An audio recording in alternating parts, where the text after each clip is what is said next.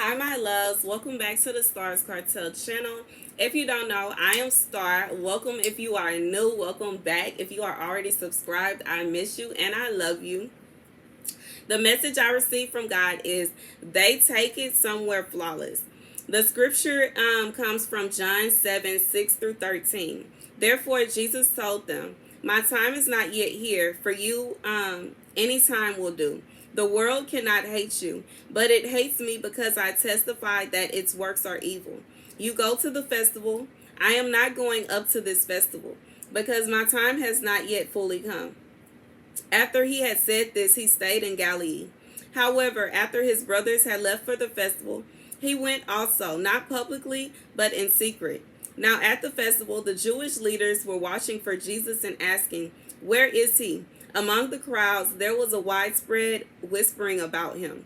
Some said, he is a good man. Others replied, no, he deceives people.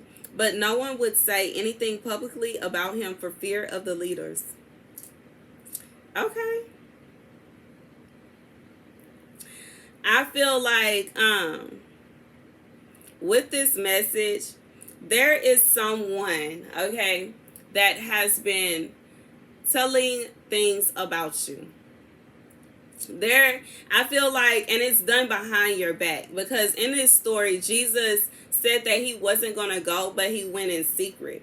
So you may even know. You may have found out, regardless to if it's through someone coming back and telling you what was said, or if it's because you happen to be there, but they just didn't know you were there, or they didn't see you, or they didn't hear you.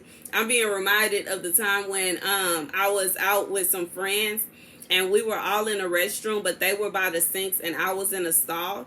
And while I was in a stall, I was listening to them talk about me. And this is what I'm thinking. I'm feeling like God is saying they take it somewhere flawless. And I feel like when God says flawless, they take it in the way they say it, the way they articulate these messages to people, the way they tell people these things about you. They say it in a way where it is believable, or they say it in a way where God says they're very conniving. They say it in a way where their words, they are deceiving people. They are deceiving people about you. They are smearing, a smearing campaign. This is, yes, it's a smearing campaign. They are going about telling people awful things about you in an attempt to change the perception of you, in an attempt to get people on their side so that when they attack you, no one will feel bad for you. They are trying to get people on their side in an attempt to make people believe that what they're doing is okay, to make people believe that their ill treatment of you, their ill words about you are okay. But you know, in reality, it's not. And any person with a sound mind and a clear heart would realize that it's not right. No matter what anybody has done, no matter how they act, their personality, just because they don't say hey to you every day does not give you the right to deliberately be mean to someone. Just because they're not chasing in behind you and being super buddy with you, it does not give you the right to mistreat someone. It does not give you the right to try to torment them. In a sense, I feel like this person is trying to cause your doom, and they're doing this by going around and telling people things about you. But in reality, everything that they have said about you does not give them the right to treat you any kind of way. God doesn't tell us that it's okay for us to seek vengeance for ourselves. And because God does not tell us that what they are doing is not right, it doesn't matter what they said you did. It doesn't matter if you really did it or not. It really doesn't matter. Vengeance belongs to God. And it is not right for them to try to take this into their own hands and assume that they have the right because they have made everybody think this negative way about you. Because they have went around and spread all these lies about you, that now they have every right to be mean to you and bully you and ridicule you. They do not have any right to do that to you, no matter what you done or how you did it. It is up to God what your punishment will be for anything that you have done. And the reason it's up to God is because sometimes people allow their emotions to get involved, especially if there is any kind of jealousy or envy, especially in this situation. We already know that the Jewish leaders felt some kind of way about Jesus because Jesus was above them. And they didn't like that. They didn't like that Jesus knew things they didn't know. They didn't like that Jesus did not have to go about getting any credentials from them. They did not like the fact that Jesus didn't check in with them. They didn't like that. And I feel like this is that kind of situation where you don't live your life the same way this person lives theirs, or you may have a freer way of living life. These leaders, they had to report to the government. They had to report to certain people. They had to do certain things.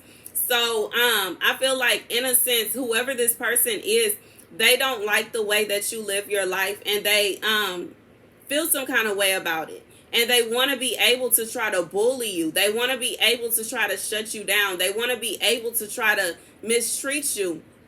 So they are going around speaking very deceitful words with a very cunning tongue. They are making themselves sound like they are right. They are making themselves sound like they have all rights to treat you this way, and they don't. God is saying they have no rights. Even if you had done something to them, vengeance belongs to God. They cannot take it into their own hands. They have no rights to mistreat you. They have no rights to try to seek vengeance out against you. And in reality, I truly feel like you have done nothing to them. Just like what Jesus says, that the world hates him because he testified that the works are evil. So in reality, this person is really upset that the way that you live your life, it shows the flaws in the way that they live their life. And it makes them, it bothers them. It frustrates them. You may be fully devoted to God. And I mean fully devoted in a sense that you are doing everything by the book. You are, crossing your T's and dotting your I's. Like, you are literally doing everything that God asks you to do in such a way that some of the things that they drop the ball on are being a light is shined on it. But in reality, it's not that you are deliberately trying to, I feel like you're not even calling this person out. You're not even deliberately trying to make this person out to be a bad person. You're not trying to downplay them. You're not trying to, I hear, make fun of them in some instances, or in some instances, it's like you're not even trying to call them out. You may not even be trying to point out any of their flaws or their downfalls or their sins, because we all fall short. As perfect as you may be, I'm pretty sure there are certain things that you do that kind of, but in reality, it's like, just by the way that you are living your life, it makes this person feel some kind of way. And it makes them feel some kind of way in such a way that they are trying to bully you, and they are trying to ridicule you into looking a certain way so that they can mistreat you. And they're trying to, it's like they're trying to knock you down. They feel like they got to take you down a notch. They gotta try to make you feel little. They got to make you feel small. They trying to figure out some kind of way that they can take you off this pedestal that they feel like you are on.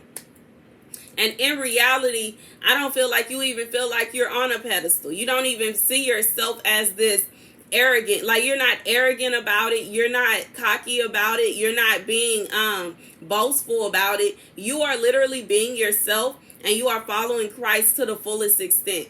And you are just striving to be the best version of you.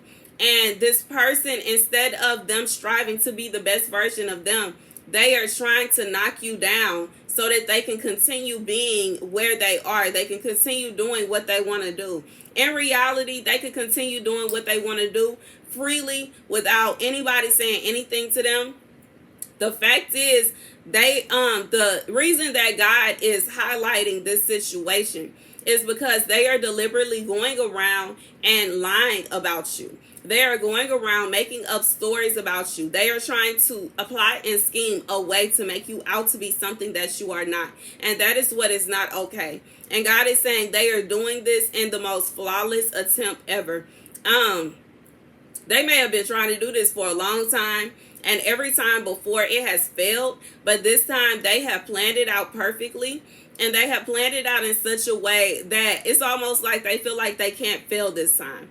They feel like everything is going to go perfectly this time, but it is not, because in reality they have no right to be doing this to you. In reality, you are striving to be closer to God. You are striving to follow Christ, and when you are trying to strive to be as close to God as you can, when you are striving to be as close to Christ as you can, God is not going to allow anybody to come in the middle of that. God is not going to allow anybody to stop that.